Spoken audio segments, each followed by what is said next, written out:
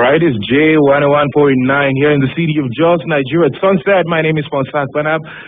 This evening, I want us to talk about and discuss the issue of the wanton killings, renewed violent conflict in Adamawa State, in Numan local government and Demsa. A lot of people have been killed. I have Mr. Lipdo, who is the coordinator of programs at Stephanos Foundation. But before he says something, please listen to this.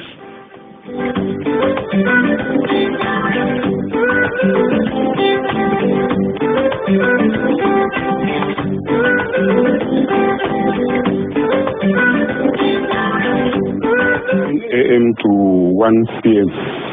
4 corpses were brought of policemen with multiple injuries. 1 was taken this afternoon and 3 were left. They are now in the mortuary. All of them were well equipped with rifles and they were shooting anyhow, killing everyone there. So, and the security men noticed that Fulani people have gone in our villages. No response. Only 4 vehicles, and the vehicles are not even advancing. What they will tell the youth that let the youth take front, and then the vehicle will be at back. And the worst thing they will tell us that their vehicle has not enough fuel. What is on ground in terms of security is grossly inadequate. If you want to man security to protect lives and property, this is not what you provide. How can 4 Hilux trucks of 4 Hilux lot of military men with policemen that virtually refuse to come out and safeguard lives and property? Go to the station and see them; they are seated under trees.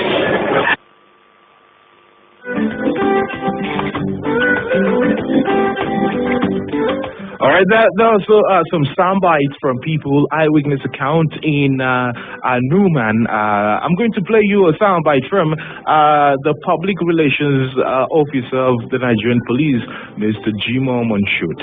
Try to, and the point I'm talking from, preventive measure is very, very important, and that's why we did our deployment to ensure preventive measure.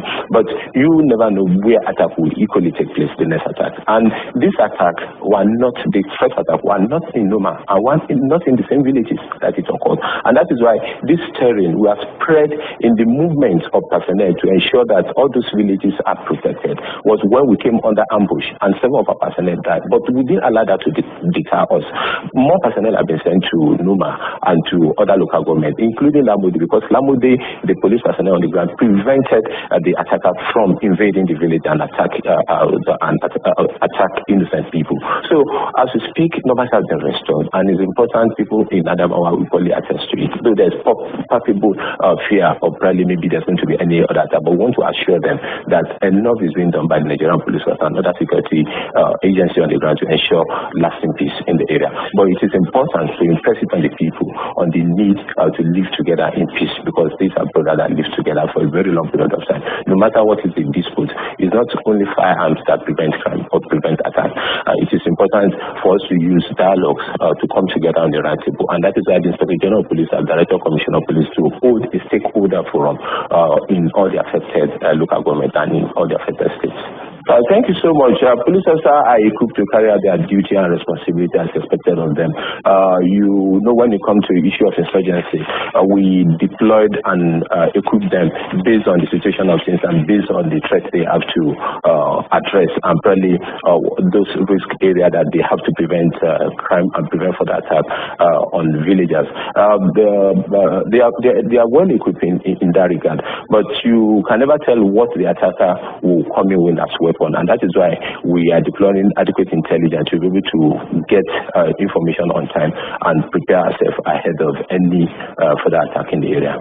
Thank you so much. It would be wrong for, and that is why it is important for you to get across to your correspondent or your reporter over there to actually find out from him if that is the true situation, because it is unbelievable. It is quite out of our practice for us to use people as a shield.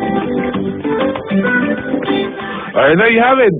Those were some sound bites for you there. One is the last one, by the way, is from the PR of the police, Mr. Jimo Moshood, and some eyewitness accounts. Good evening, Mr. Mark Lipdo, and good to have you at Nigeria Sunset. Good evening, Ponsak, and good evening, listeners. Well, you listened to this sound bite. I would like to get your reaction. What's your thoughts about this? Yes, Ponsak and listeners, I think I feel seriously frustrated. This sound is becoming common now. This is the same sound that we've heard years and years ago. Remember that this conflict started in Jos, 2001. Later it went down to Wase and then spread in 2003 all over Jos and environs. And we are in 2017. It is becoming a common sound. It's just that it's targeting different places at a point. And today we are hearing Numan. But don't forget that just last month it was Afizre, it was Miango here. Irigwe Chiefdom, yeah. And we are just when we're thinking of addressing the situation, because don't forget that this thing has just re-escalated. So we were trying to ask, what is it? What has brought this conflict again? Then we heard of Numan. I see it as a distraction. Why is it a distraction? Each time this crime is committed in a community, there are responsibilities. There are responsibilities, and people fail in their area of responsibilities. Number one, this is criminality in the highest order. When criminals when crime happens, criminals or the crime itself is investigated, and we are supposed to come up with those who are responsible. And when we come out with those who are responsible, they are put, there for justice to be done in the situation. But what we are seeing in different communities, happening in different communities between Plateau, Benue, Nasarawa, and Kaduna, Taraba, and now is Numan at the moment, Adamawa and Zamfara, other places, What we are seeing happening is that no one has been arrested, not even one. Ponsa, let me ask you, has anybody been arrested? I've not heard about any arrest. And what bothers me is that you see jets being flown every time. But the question is, will you say that the government is relaxed in its responsibility of providing security to safeguard people against these criminals? You see, we had a situation where, when it first started, there was a denial of the issue on the ground, and people, there was reluctance in the side of the security agencies acting. And when these narratives continue from one community to another, the response also started changing, and we began to see in Jos here that when security agencies fail in carrying out their actions and their responsibilities, and communities now come out with their knives and their sticks, then we heard that people are arrested. That is the effort we see from the security agents. Then when you go in there, it's either a resident from the community. It happened here in Bisichi. It happened in areas in Jos South, Joel and areas like Gero Road and all those places. So we are seeing that you go and you have to struggle with the security agent to release the people to go back home because they are aggrieved. But the perpetrators are never arrested. That is the story. Let me ask you, do you think media has contributed in reportage of this issue to either escalate or incite, let me use the word for lack of better word, incite one group against the other? Right. Especially, like you said, the aggrieved right now. Yeah, we in civil society organizations, we had our grievances with media. In the early stage, there was under-reporting of the violence. And then we began to see misreporting. What do you mean by misreporting? Misreporting, you give an information, you release an information that puts the aggrieved person as the perpetrator. You understand? So like I said in Bisichi, for instance, the community is attacked, the police did not come on time, and a few people that were there started chasing those they saw with arms, and then they became the ones arrested and taken to the police station. Okay, so at the moment, if the police are approached, who do they arrest? They bring out the people from the community. So how comes? All right. So they present, then the media go there late, and they present the story that the villagers are the ones who have been arrested. Now it's presenting the villagers as the one who are the perpetrators. Now that is what I mean by misrepresentation. Okay. My next question. Today there was a citizen bill before the House of Assembly that was presented, right. And the Magban Mieti Allah Kado Breeders Association they've come out with a press statement in strong terms, really rejecting that citizens bill. Will you prescribe that there should be a ban on open grazing as a way of arresting this situation, or the government should change its own policy on agriculture and go into mechanized farming, because it's all about agriculture and resource use? Yeah. Whatever Magban is coming out to say at the moment is irrelevant. Why is it? We are having a situation where in this country there is criminality in the highest form of order. When criminals come into this compound, you don't need somebody to tell you to lock your door. If Magban is trying to prevent Plateau people from putting in place their house in order, then we'll begin to ask, who are the criminals? Magban, are you really concerned that Plateau people are being killed?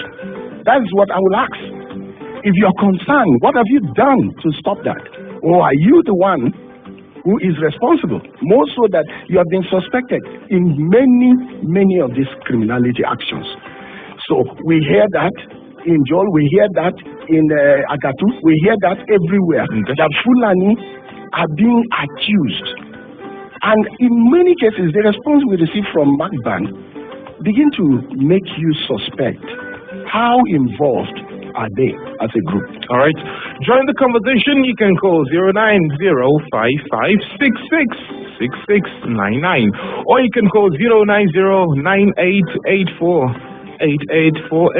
Join the conversation and call our studio number 09055666699, or you can call 09098848848.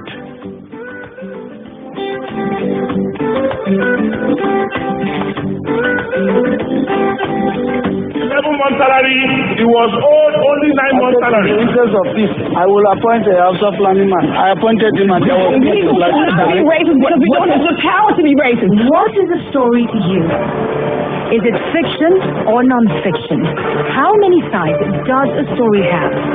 Join Fantastic on Nigeria at Sunset, J101.9 FM, as all sides of a story is discussed every weekday from 5 to 6 p.m.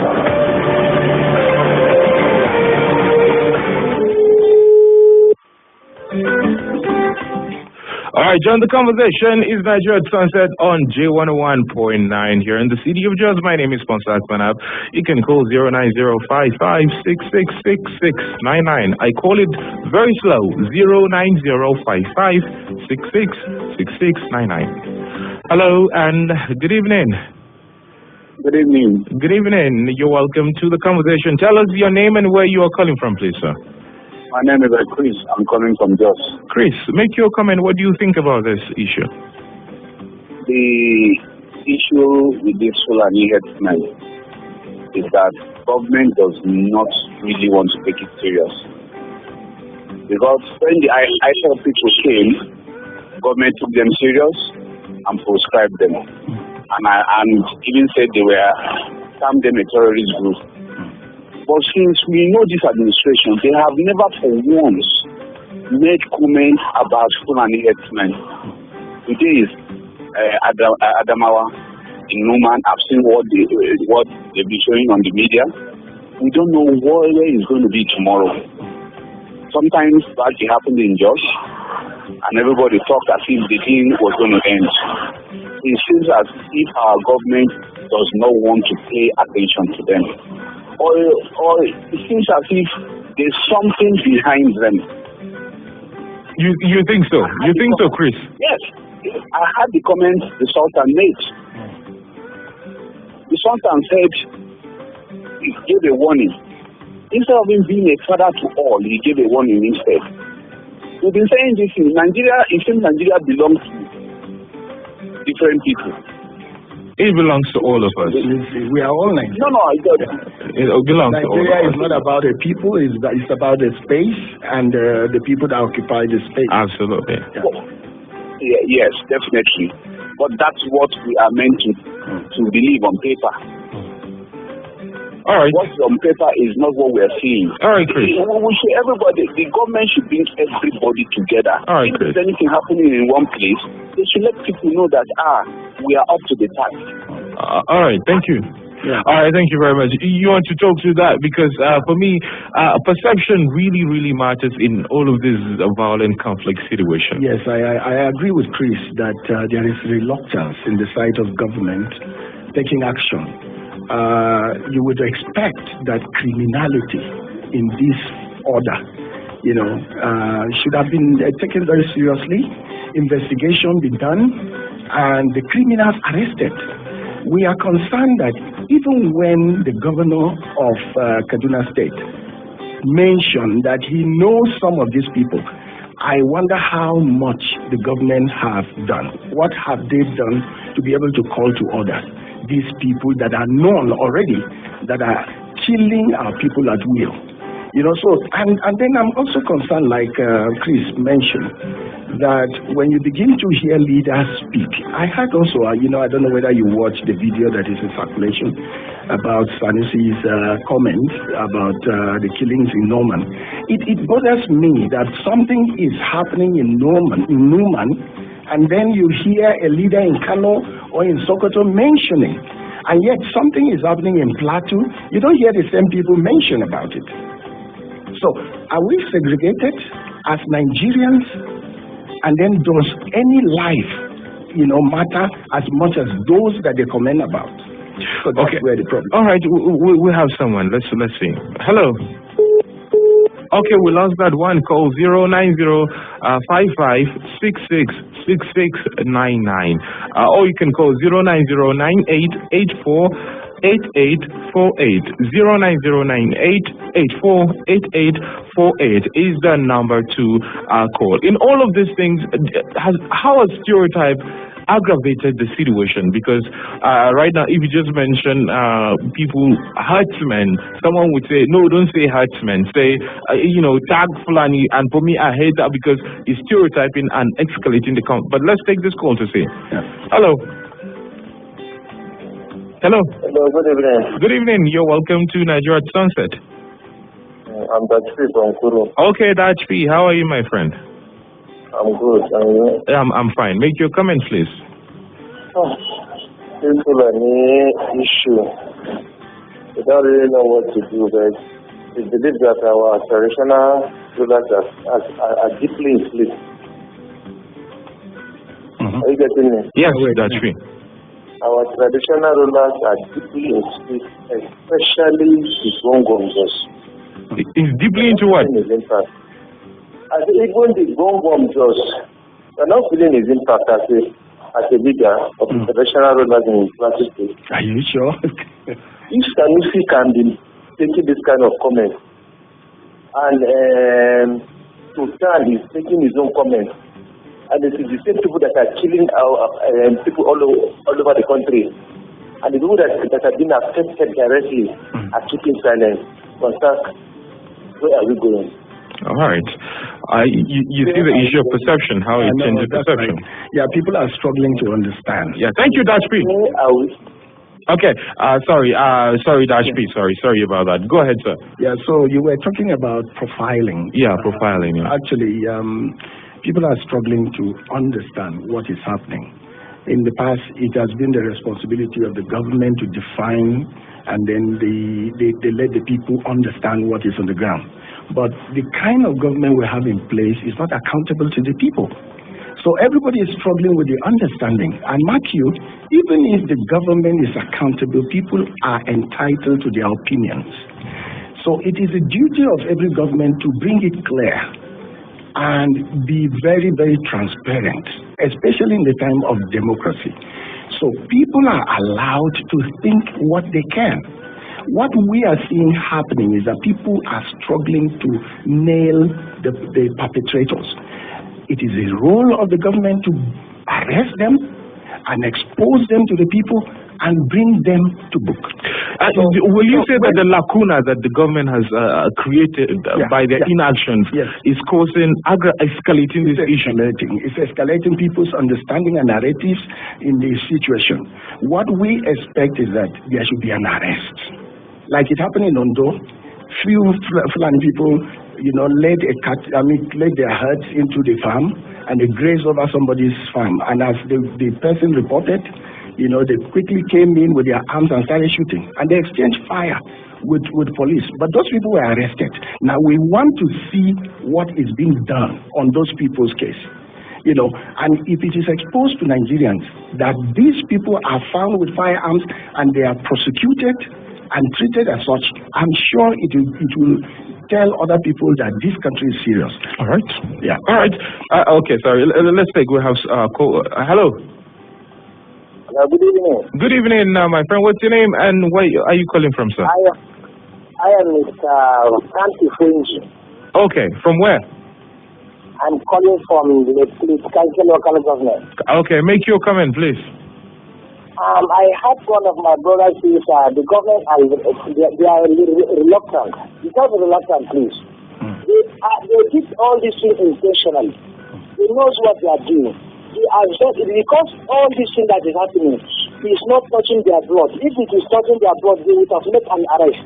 They have the power to even say, make an arrest. Where the thing happened, they will send a troop of army or police, mobile police to go and make arrest. And they can do that one with immediate effect. But they know what they are doing. The government have to stand up and fight for the poor. All right. Thank you very much. Thank you. Thank you very much. All right. Well, let's say we have another call again. Hello and good evening to you. Evening, sir. Good evening. Tell me your name and where you are calling from, please. Yes, I'm Samuel from Just here. Samuel, make your comment, please. Yes, sir, my comment is, like the first caller did say, the IPOP group was termed as a terrorist group by the government. Yeah. While this Fulani has been killing at will for several years now, in virtually every nook and cranny of Nigeria, starting from Plateau State here down to even Delta State, yet the government has done nothing about it. And now, again, as you did mention about as if there is segregation, one need not to be told. Because what, let me say,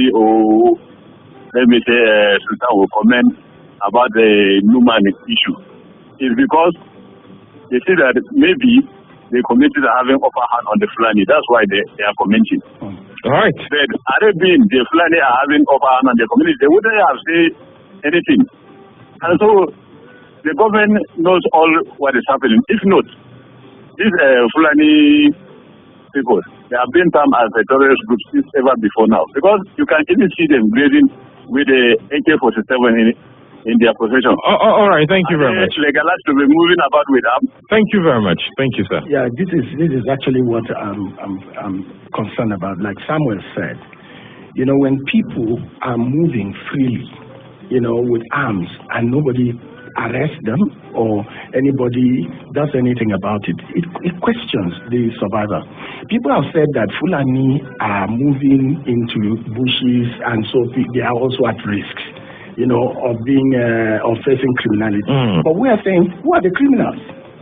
So if in every situation like in Jos, the Fulani come out, the Magban, for instance, said that because there are Fulanis that were killed, and so the Rigwe people must die for it. Today, again, we are hearing in Numan that the Fulani were killed. And the Emir of Kano came out to say their quietness should not be taken for granted. And then we see criminality, we see burning of villages. It's beginning to suggest who are responsible.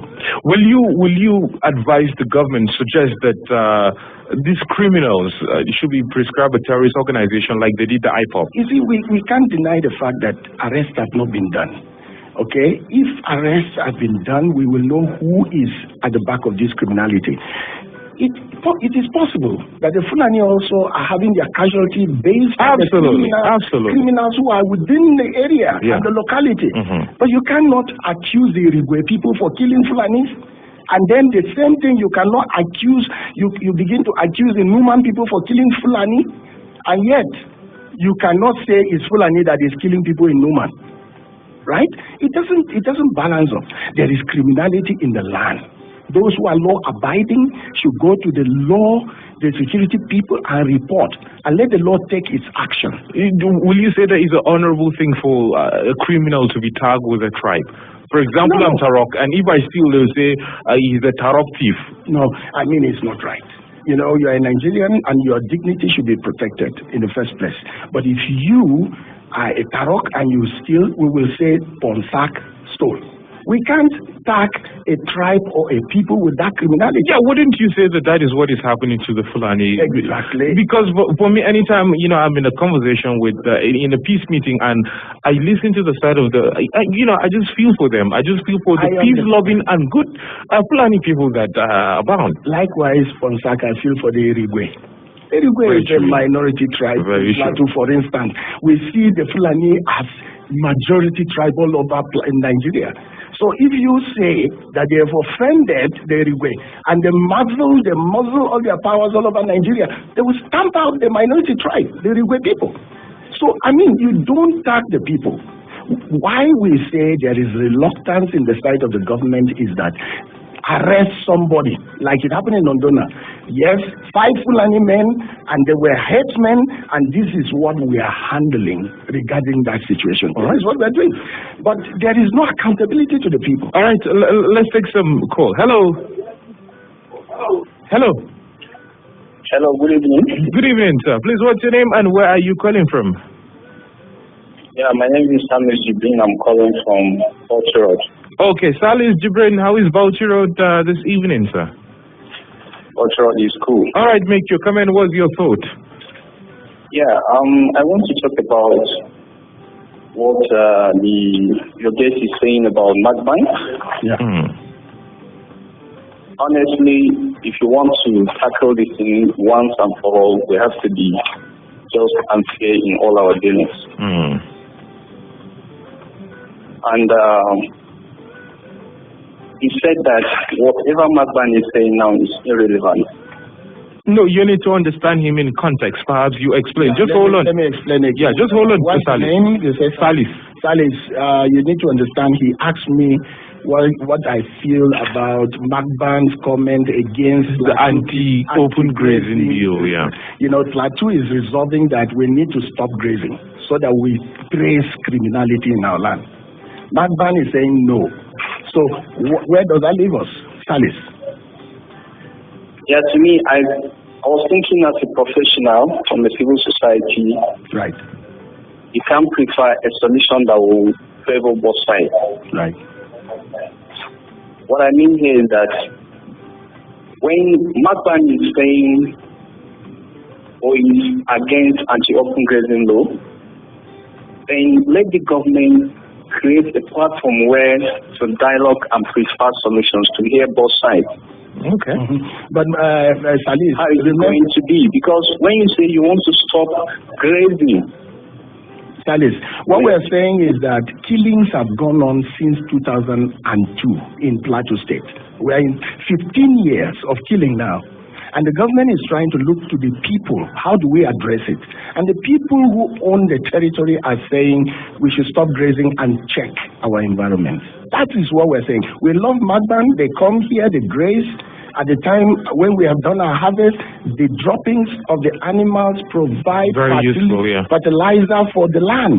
But what we're saying is that their life is also at risk. When somebody kills a Fulani man and the Fulani feel that it is the Irigwe people and they come and kill and burn villages, that is like creating a conflict between Fulani and tribes. Right. And we have so many such tribes at risk.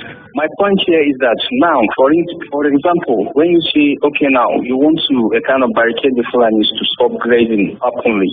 Nobody is saying No, Salis, I think you need to get this correctly. The proposed anti-open grazing bill is not for. I'm a Tarok person. Tarok people keep herds as well. Of course. We keep cows. Like my father would tell me that he was a shepherd boy until when he was, of school age, that he dropped the profession and took farming and, he went to school. Let me iron that fact that the Magban should not see. Salis, are you there? Yeah, he should. Yeah, Hamish. Okay, Hamish, okay. Oh, just hold on.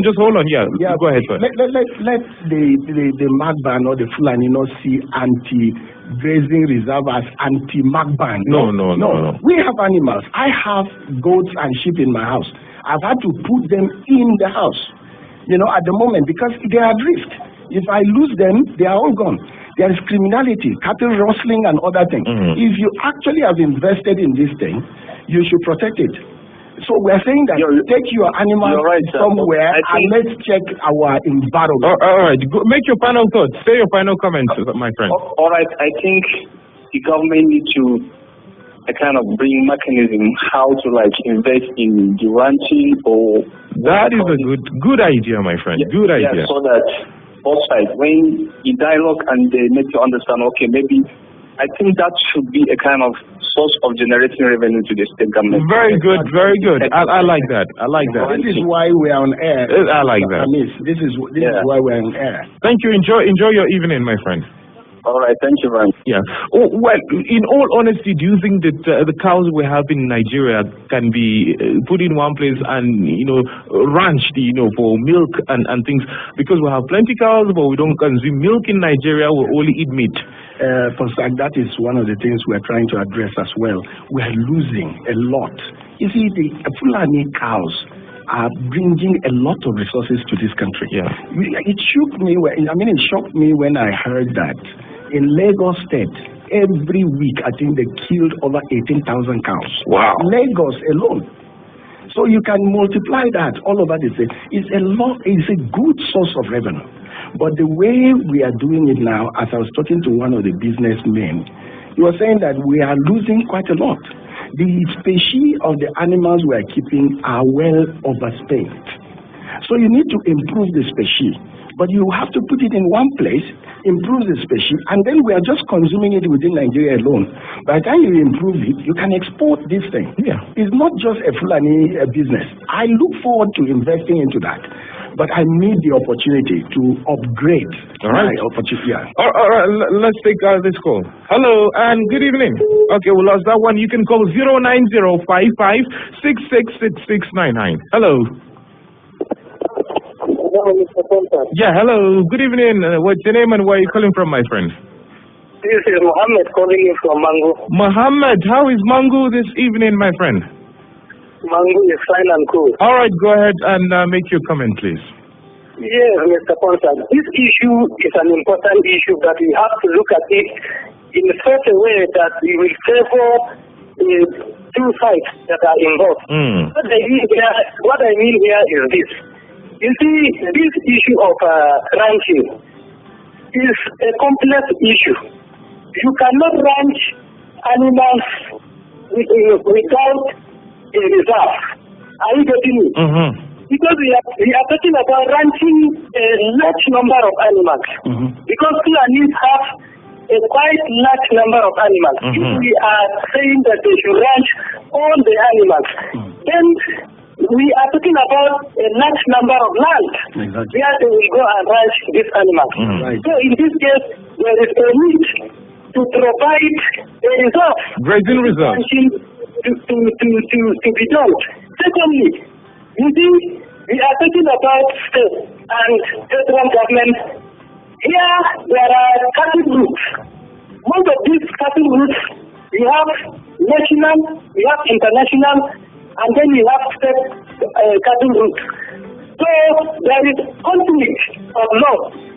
If a state will enact a law that will ban cattle movement, then what about the international cattle route that cut across the conflict? Yeah. So it is a complicated issue that you cannot just hurriedly enact a law that will ban the movement of cattle. No, nobody. All right, thank you. Thank you very much, Mohammed. Yeah. Yes, you see, you have to look at it in that way. Yes, yes. So that at least there will be an amicable way. Not just to look at one side and neglect the other side. That you feel it will favor just the farmer. Yeah, thank you very much. Thank you. Have a good evening. Enjoy your day. Okay, yeah, go ahead. Quickly, let us not misdirect this conversation. Yeah. It's not about cattle rearing. It's more of people dying than cattle rearing. Yes, I understand. You need to explain what you mean by that. You know, that I mean there is also people dying and they need to raise cattle. But we have not said that people are dying because cattle are not being grazed. That's not what we're saying. If that is what we're saying, then it can be addressed as such. What we're saying is that people are being killed and nobody has been arrested. People are just suspecting that Fulani people are involved, okay? But have they arrested them? Now, if you do not diagnose sickness properly, the treatment will not be effective. What we're saying here is that there is high form of criminality. That criminality should be addressed.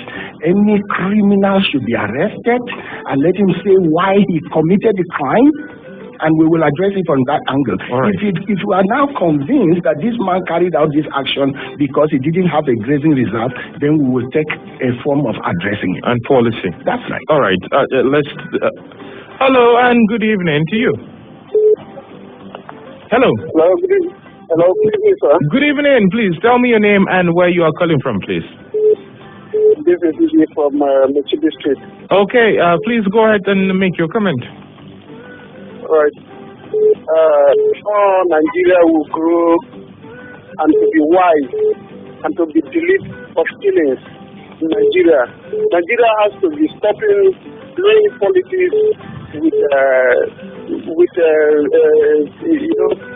sentiment and there are things they are doing in a politics that is not helping Nigeria. That is why you see more killings in Nigeria, because if this person, if a German enter there or a Yoruba man rule there, they want to claim that they are the owners of Nigeria. So that is what is killing Nigeria. They have to stop all this sentiment. Otherwise, Nigeria will keep on like this. That's why before you can't hear all this sentiment everywhere now. But you see, our leaders, they are the cause of all these things, because they will feel that it is their right now to do their work. They are there, supply them guns, and they will do nothing about it. All right. That's why you see all these things happen every day. All right, thank you. And the traditional rulers have to stay in the fact and believe on themselves or in their village too.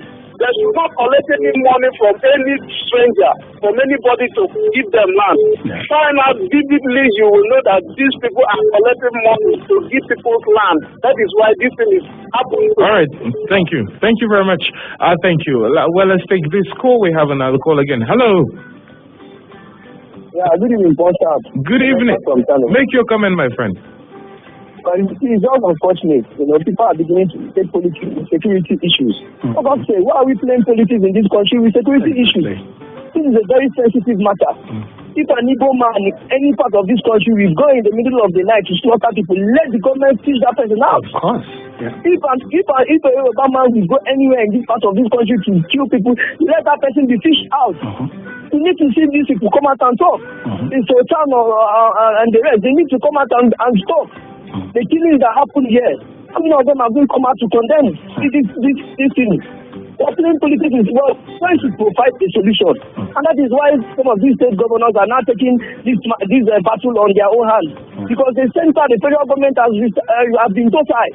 They have not made any comment. Somebody talked about the issue of IPOB being prescribed immediately. The talk of the purification of arms, and immediately they linked it with members of IPOB. All right. People in this country who parade themselves in the streets of this country, even in the presence of the Nigerian military, and they say these who parade themselves with guns, and they have not been arrested. All right. So we need to do short issues of security and not be sentiment in this issue. Thank you, Emeka. My take on that. Mr. Mark, how has politics of identity shaped the narrative of all of this conflict that has become violent over time? Yeah, you see, when people overstep, the rule of law and take the law into their hands, then they are telling the government that we don't respect you. I'm concerned what is being labeled on the Fulani. I'm concerned, let the Fulani people do not parade themselves. Let them not parade themselves as warlords of Nigeria, because it will be too bad for the Fulani man. Because when Fulani are accused of carrying arms freely on the street, what does that tell you? When Fulani are accused for killing people in the villages, what does that tell you? When they occupy the people's village, where the people are being killed and their houses burnt, what does that tell you? It's like cleansing, isn't it? So I will be concerned for the Fulani man being seen in this form. Everybody, I'm a Tarok as well. A Tarok man should be concerned that his tribe and ethnicity is labeled as warlords. Because what happens if other tribes now begin to see them as such? You target them. We are all concerned about peace in this country. But when we begin to eye one person as the one who is causing everything, then the world has to address that. If not, it will not, you cannot, you will not be able to control the feelings and behavior towards the Fulani man. And that's my concern. Fulani people are very nice people. We used to take nono, they used to bring all these things in the market. We used to make fun of them and enjoy fellowship together with them. Our people used to go grazing together with them and have a reward of cattle. And that's how we earn our own living as cattle rearers as well. So, but today, if the Fulani race is being labeled with this, it should be the concern of the Fulani man to redeem their own image. Redeem their image. All right, and very sad. Let's take this call. Hello and good evening. Hello, are you there? Hello. Good evening, Fonsak. Good evening. Please, what's your name and where are you calling from, sir? Yeah, I'm Chris Samuel II from Natural State Akwanga, precisely. Okay, Chris, make your comment. Yeah, I think this topic we are discussing at the moment is family. What I want the Mark Band to understand is that each time there is an attack on the indigenous people of a particular state, and the people are calling for prohibition of open grazing, what we expect them to do is to react. When people are injured, they should say something and condemn these unwanted attacks on the lives of innocent citizens or citizens of a particular state. But they will only wait when they say, okay, let's prohibit this, and they now begin to talk and react. It gives us a lot of concerns, and it gives us, it makes us believe that they are the people behind these unwanted attacks. Yeah. All right. The people of that state are calling for prohibition of open grazing. Honestly speaking, I support this in 100%. All right. Thank you, Chris. Let's go back to hunting. Let everybody keep his animals within his control. Exactly. And let's check these criminals who are perpetrating these evils. All right. Thank you. Thank you, Chris. Everywhere in Nigeria. Thank you very much, Chris. I'll give you time for your final thoughts because time is against us. Right. Your final comment, sir. Yeah, my comment is that I will advise the government to be very, very transparent on this issue. We've been spending taxpayers' money to fly jets all around places. Security men have put their lives in the line, and recently in Numan, 4 of the policemen have been killed. Okay, and yet we have not seen any single perpetrator arrested and arraigned. Let people be policed into the rule of law. No one should be seen to be taking the law into his hands. At that time, the law will look weak and it cannot manage. And I call on Nigerians to be wise, rise up and look to the kind of leaders that will represent your interests. Okay. We are at risk at this point and at this time. Okay. And may God help us to have leaders that will work at our own interests. Amen. Thank you very much. This is the much we have. Thank you, sir, for coming. I've been talking with Mr. Mark Lipdo, who is the Senior Programs Coordinator at Stephanus Foundation here in Jos. My name is Ponsak Panab. Join me tomorrow again, same time, 5 o'clock to 6 p.m. And Nigeria Sunset, well, is J101.9 here in Jos. Bye now.